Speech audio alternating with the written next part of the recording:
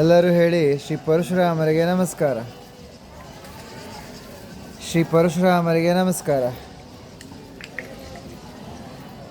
ವೀಕ್ಷಕರೇ, ಇವತ್ತು ಶ್ರೀ ಪರಶುರಾಮರ ಆಶೀರ್ವಾದ ಪಡೆದ ಹಾಗೆ, ಜಮದಗ್ನಿಯವರ ಆಶೀರ್ವಾದ ಪಡೆದ ಹಾಗೆ, ಶ್ರೀ ರೇಣುಕಾದೇವಿಯವರ ಆಶೀರ್ವಾದ ಪಡೆದು ವಿಡಿಯೋ ಮಾಡ್ತಾಯಿದ್ದೇನೆ. ತುಂಬ ಖುಷಿಯಾಯಿತು. ಹಿಂದಿನ ಮಂಗಳವಾರ ಬಂದೇ ಇರಲಿಲ್ಲ ನಾನು, ತುಂಬ ಬೇಜಾರಿತ್ತು.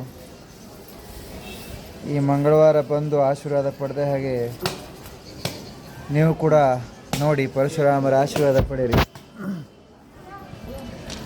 ಎಲ್ಲರೂ ಹೇಳಿ ಶ್ರೀ ಪರಶುರಾಮರಿಗೆ ನಮಸ್ಕಾರ. ಶ್ರೀ ಪರಶುರಾಮರಿಗೆ ನಮಸ್ಕಾರ. ಶ್ರೀ ಪರಶುರಾಮರಿಗೆ ನಮಸ್ಕಾರ. ಶ್ರೀ ಪರಶುರಾಮರಿಗೆ ನಮಸ್ಕಾರ. ಹಾಗೆ ಅಲ್ಲಿ ಕಾಣಿಸ್ತಾ ಇರೋದು ರೇಣುಕಾದೇವಿಯ ಗರ್ಭಗುಡಿ. ಎಲ್ಲರೂ ಹೇಳಿ ಶ್ರೇಣುಕಾದೇವಿಗೆ ನಮಸ್ಕಾರ. ಶ್ರೇಣುಕಾದೇವಿಗೆ ನಮಸ್ಕಾರ. ಶ್ರೇಣುಕಾದೇವಿಗೆ ನಮಸ್ಕಾರ. ಎಲ್ಲರೂ ಹೇಳಿ ಶ್ರೇಣುಕಾದೇವಿಗೆ ನಮಸ್ಕಾರ.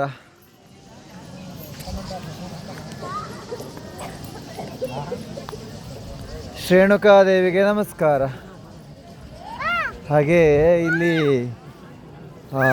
ನಾನು 15 ದಿನದ ಹಿಂದೆ ಬಂದಾಗ ಈ ಮರದ ಎಲೆ ಇತ್ತಲ್ಲ, ಎಲ್ಲ ಉದುರಿತ್ತು. ಈಗ ನೋಡಿ ಎಷ್ಟು ಚಿಗುರಿದೆ, ಎಷ್ಟು ಎಲೆಗಳು ಬಂದಿದೆ ಅಂತ ತೋರಿಸ್ತೇನೆ ನಿಮಗೆ. ಇವಾಗ ನೋಡಿ,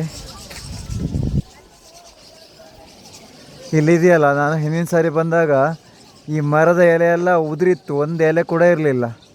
15 ದಿನಗಳಲ್ಲಿ ನೋಡಿ ಹೇಗೆ ಚಿಗುರಿದೆ ಅಂತ. ಇದೆಲ್ಲ ರೇಣುಕಾಮ್ಮನ ಪವಾಡವೇ ಸರಿ. ಹಾಗೆ ನೋಡಿ, ಇದರಲ್ಲಿ ಎಷ್ಟು ಗಿಳಿಗಳು ಕೂತಿದೆ ಗೊತ್ತಾ? ಗಿಳಿಗಳು, ಪಕ್ಷಿಗಳು ತುಂಬಿಕೊಂಡಿದೆ. ಅಂದರೆ ಒಂದೆರಡಲ್ಲ, ಒಂದು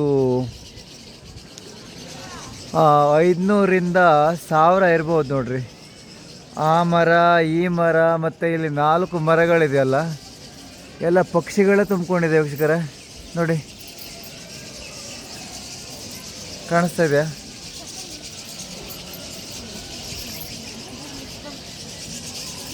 ಎಷ್ಟು ಪಕ್ಷಿಗಳು ಗೊತ್ತಾ? ಋಷಿಗಳ ಒಂದು ತಪಸ್ಸಿನ ಶಕ್ತಿ ಅಂದರೆ ಹಾಗೆ. ಋಷಿಗಳು ತಪಸ್ಸಾಚರಣೆ ಮಾಡುವಾಗ ತುಂಬ ಪಕ್ಷಿಗಳು, ಪ್ರಾಣಿಗಳೆಲ್ಲ ಹತ್ರನೇ ಬರ್ತವೆ. ನಾನು ತಪಸ್ಸು ಮಾಡುವಾಗ ಕೂಡ ಹಾಗೆ ಬರ್ತಿತ್ತು. ಅಷ್ಟು ಪವರು ತಪಸ್ಸಿನ ಶಕ್ತಿಗೆ. ಅದಕ್ಕೆ ಯಲ್ಲಮ್ಮ ಗುಡ್ಡ ಅಂದರೆ ಅಷ್ಟು ಫೇಮಸ್.